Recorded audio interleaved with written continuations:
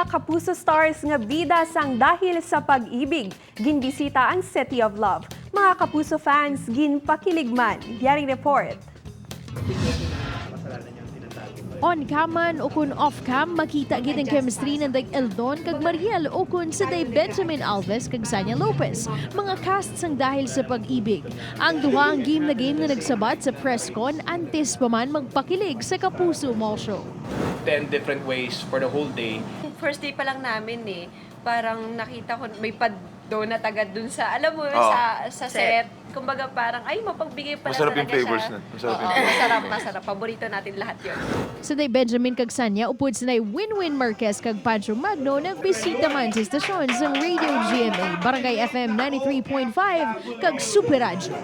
Mga taga-Ilo-Ilo, kaya naman po, abangan niyo po na ulit ang dahil sa pag-ibig, 4:15 p.m. po yan. Thank you for taking your morning and listening to us. Maraming salamat. Samtang sa Kapuso Mall Show, ang mga cast todo hataw para magpakilig sa fans.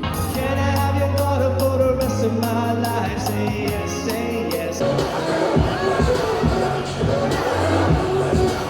Wa la kaya.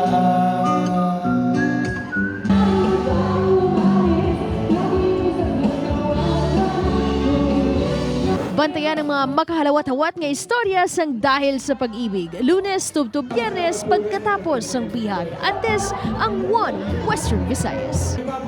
Upod kay Hans Tisherto, Daryl Mariser, Niento, One Western Visayas.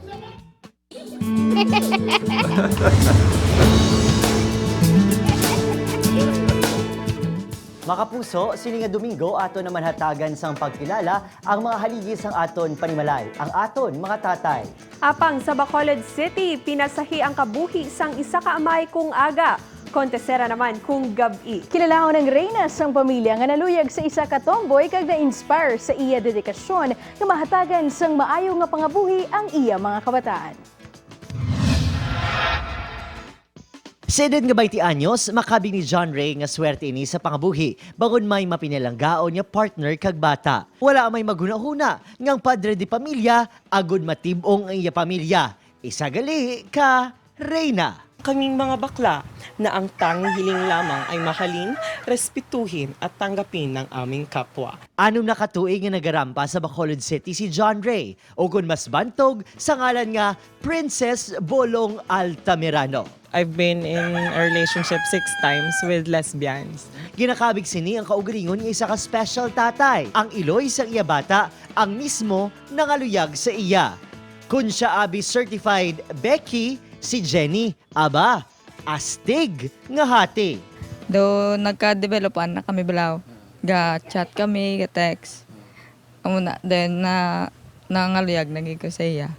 Si Suzanne ang nagpatigayon sa duha. Bangod nakita sini nga bagay ang Reyna sa astig nga dalaga. Palangga mo yang isa kataway siya sa gender. Plano sa magpartner nga mas padakoon pagid ang ilang nga pamilya. Kag syempre, ang kasal sa tion nga makasupot na si John Ray pinaagi sa iya wala untat nga pagkayon bilang isa ka kontesera, rampadora kag makeup artist. Hindi man ko mag-hesitate nga ipakita sa social media kung ano ang status ko.